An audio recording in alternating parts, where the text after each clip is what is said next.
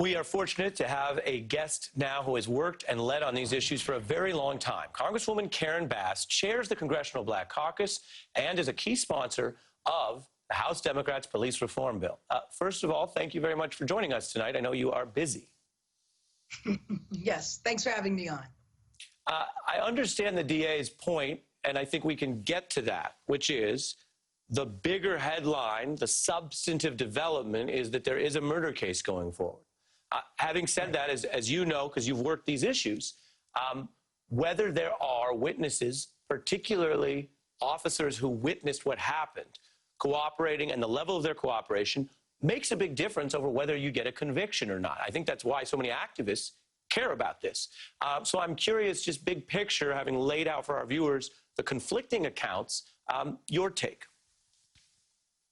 Well, first of all, I certainly hope that the officer is willing to testify. But, you know, it gets at one of the issues that we try to address in the George Floyd Justice for Policing Act, and that is the duty to intervene. And so if he is going to turn state witness against the other one, then, you know, why didn't he intervene? What did he do? What was his responsibility?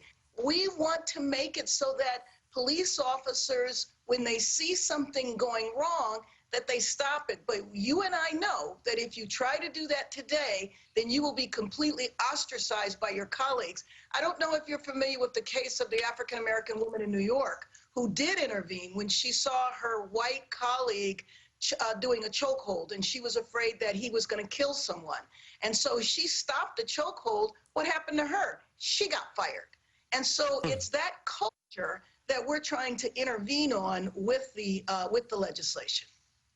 Understood. And I think what's helpful for us in tracking this is you're explaining that there is what the individual officers did and what they cooperate with, and then there's the actual, as everyone has said, the system and the rules, so that you can get ahead of this and try to prevent these tragic and avoidable incidents. Getting into the case, which again, the DA, I will say, fact check true when he says there's more to this. They do have other witnesses as well. I want to play, again, this is also new. Michael Perkins was another witness to this shooting. Take a look. I mean, I don't know where to start. Like, I witnessed the murder. I almost was killed myself. Man. I feel trampled about it. I mean, it's so normal today. It's just happening in different cities. It's just, I mean, it's kind of, I don't know if they're trying to make us get used to it or what, but it's kind of like, it's something normal now. Congresswoman? Wow. I mean, his statement, am I supposed to accept this as being the norm? No, he's not. And that's why we have to pass this transformative legislation. Seriously, we worked on it until late last night, and I'm just very concerned because of the tens of thousands of people that are out there protesting. They're not protesting for smoke and mirrors. They're protesting for substantive change. And so now, you know, the challenge is going to be on the Senate. What are they going to do? I am hoping that they pass a version of a bill that then we can go to conference on.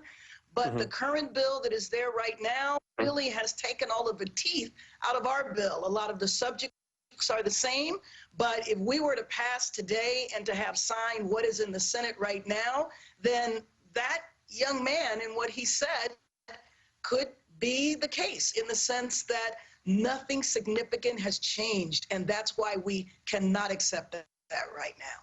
Transformative change is the name of the day.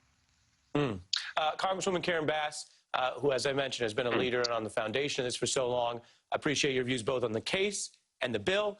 And since we're going to be tracking that action in Congress, I hope you'll come back on the beat. Absolutely. Thank you. Thank you, Congresswoman.